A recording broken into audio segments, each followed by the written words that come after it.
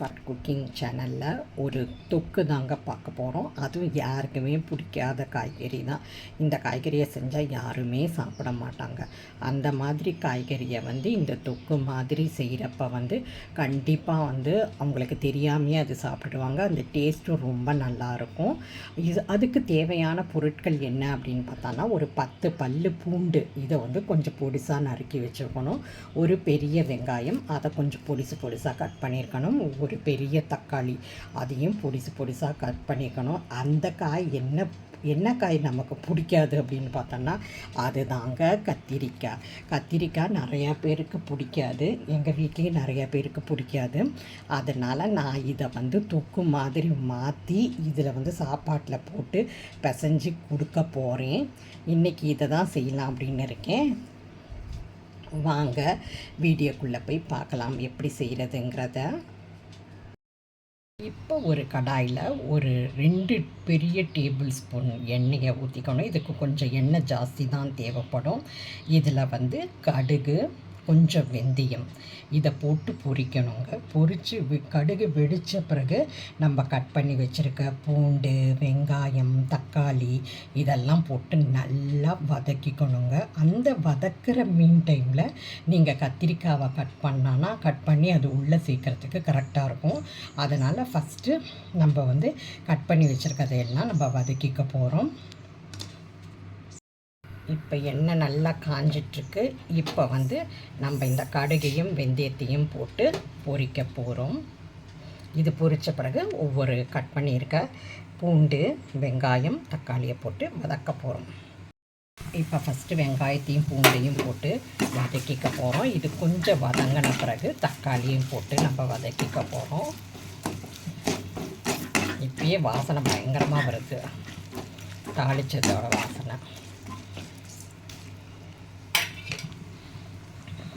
வெங்காயம் வதங்கிறதுக்குள்ளேயே நான் கத்திரிக்காயை கட் பண்ணி வச்சுருக்கேங்க. இது நீங்கள் நீட்டை வாக்கிலையும் கட் பண்ணலாம், இல்லை பொடிசாகவும் கட் பண்ணலாம்.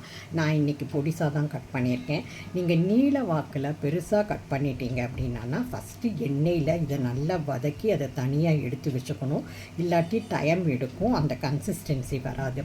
நான் பொடிசாக நறுக்குனதால் நான் எண்ணெயில் வதக்கலை, நான் டைரெக்டாக போட்டு தான் வதக்க போகிறேன். இப்போ வெங்காயம் வந்த பிறகு நான் தக்காளியை போட்டு நல்லா வதக்கின பிறகு நம்ம கத்திரிக்காயும் அது உள்ளே இறக்கி வதக்கிக்கலாம். நமக்கு சீக்கிரமாக வேலை நடக்கணும், நல்லா வேகணும். அதனால நம்ம உப்பை அதோட நம்ம ஆட் பண்ண போகிறோம். தக்காளியும் நம்ம இறக்கிட்டோம் வதக்கிறதுக்கு. இது நல்லா வதங்கட்டும். பாதி வதங்கின பிறகு நம்ம கத்திரிக்காயை இதில் ஆட் பண்ணலாம். இது எல்லாமே சீக்கிரமாக வதங்கி வர்றதுக்கு நம்ம உப்பை போட்டு வதக்கணும்னா சீக்கிரமாக வதங்கிடும். அதுக்கு தான் நம்ம எண்ணெயை கொஞ்சம் ஜாஸ்தி ஊற்றுறோம். இந்த எண்ணெயில் தான் வதங்கணும். அதனால் தக்காளி வெங்காயம் கொஞ்சம் வதங்கின பிறகு நம்ம கத்திரிக்காயும் இதில் இறக்கிட்டோங்க. இறக்கிட்டு அதையும் நல்லா வதக்கிக்கலாம். இப்போ இந்த ஸ்டேஜில் நீங்கள் உப்பு போடலாம். இப்போ நான் இந்த ரெசிபிக்கு தேவையான உப்பு, கொஞ்சம் மஞ்சள் பொடியும் சேர்த்துருக்கேங்க. ஸோ இதை நம்ம நல்லா வதக்கி விட்டுடலாம். உப்பு போட்ட பிறகு நமக்கு சீக்கிரமாக வதங்கி கொடுக்கும். மீன்வாய் ஒரு பவுடர் ரெடி பண்ணணும். அது எப்படி பண்ணுறதுங்கிறத காமிக்கிறேன். அந்த பவுடர் செஞ்சு ரெடியாக எடுத்து வச்சுக்கலாம். ட்ரை கடாயில் ஒரு டீஸ்பூன் கொத்தமல்லி, அப்புறம் ஒரு அரை டீஸ்பூன் கடுகு, 1/4 டீஸ்பூன் வெந்தயம், காரத்துக்கு ஏற்ற மாதிரி மிளகாய். இது நான் என் காரத்துக்கு 5 மிளகாய் எடுத்திருக்கேன். உங்களுக்கு எவ்வளோ தேவையோ அந்த அளவுக்கு நீங்கள் மிளகாவை கூட்டவோ குறைச்சவோ எடுத்துக்கலாம். இதை ட்ரை ரோஸ்ட் பண்ணி பவுடர் பண்ணிக்க போகிறோம் இந்த ரெசிபிக்கு. நான் என்ன பண்ணியிருக்கேன்னா, ஒரு சின்ன துண்டு புளியை ஒரு தண்ணியில் போட்டு ஊற வச்சுருக்கேங்க. இந்த கத்திரிக்காய் நல்லா பாதி முக்கால்வாசி வெந்த பிறகு இந்த புளி தண்ணியை அதில் ஊற்றணுங்க. ஊற்றி நல்லா கொதிக்க வரணுங்க. நல்லா பேஸ்ட்டு கன்சிஸ்டன்சி வர்றப்ப நம்ம அந்த அரைச்சி வச்சுருக்கோம் இல்லையா ஒரு பவுடர், அதையும் போட்டு நல்லா கிளறிட்டு அடுப்பை ஆஃப் பண்ணிடணுங்க. இதை வந்து நீங்கள் ஸ்டோர் பண்ணி வச்சுக்கணும் அப்படின்னா எண்ணெய் கொஞ்சம் ஜாஸ்தியாக இருக்கணும். இல்லை எங்களுக்கு இன்றைக்கே தீந்துடும் அப்படின்னா நீங்கள் வந்து கொஞ்சமாக நான் காமிச்ச மாதிரி கொஞ்சம் 2 டேபிள் ஸ்பூன் மட்டும் எண்ணெய் இருந்தால் போகிறோம். நீங்கள் வச்சு சாப்பிட போகிறீங்க அப்படின்னா ஒரு 10 ஸ்பூனாவது எண்ணெய் வேணும் கண்டிப்பாக. ஏன்னா இது தொக்குங்கிறதால கெட்டு போகாமல் இருக்கும் எண்ணெய் இருந்தால்.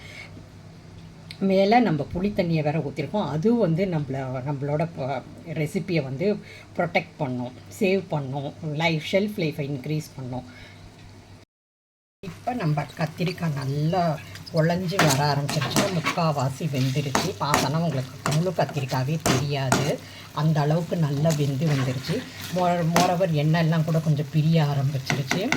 ஸோ இந்த ஸ்டேஜில் நம்ம வந்து இந்த புளி தண்ணியை ஊற்றிக்கலாங்க. இப்போ நம்ம புளி தண்ணியை ஊற்றிட்டோங்க. ஊற்றிட்டு இதை நல்லா கலரி விட்டுட்டு இதை நல்லா மூடி போட்டு ஒரு 5 நிமிஷம் வேக வைக்கணும். இந்த தண்ணியெல்லாம் சுண்டி வரணும், அந்த அளவுக்கு வந்து வேக விடணுங்க.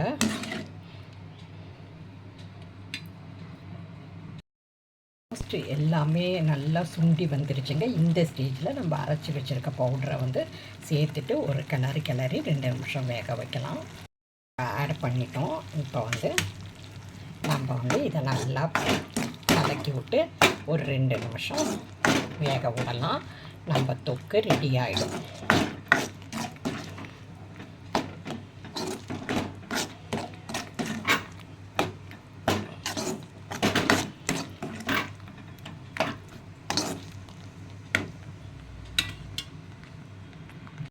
இப்போ நம்மளோட கத்திரிக்காய் தொக்கு ரெடி ஆகிடுச்சுங்க. இது கத்திரிக்காய் செஞ்சது அப்படின்னு சொன்னால் யாருமே நம்ப மாட்டாங்க, அந்த அளவுக்கு வித்தியாசமான ஒரு டேஸ்ட்டாக இருக்குது. எனக்கே கத்திரிக்காய் பிடிக்காது, எண்ணெய் கத்திரிக்காய் மட்டும்தான் பிடிக்கும். ஆனால் இந்த ரெசிப்பியை வந்து என்னை வந்து ஸ்டிமுலேட் பண்ணி இதை செய்ய வச்சு சாப்பிட வச்சுச்சு. அதனால தான் இந்த வீடியோவை எடுத்து நான் போட்டிருக்கேன். அவ்வளோ ஒரு டேஸ்ட்டுங்க. இது சாதத்தில், சூடான சாதத்தில் இதை போட்டு பிசைஞ்சு சாப்பிட்டிங்கன்னா சும்மா தேவாமிர்தம் மாதிரி இருக்குங்க.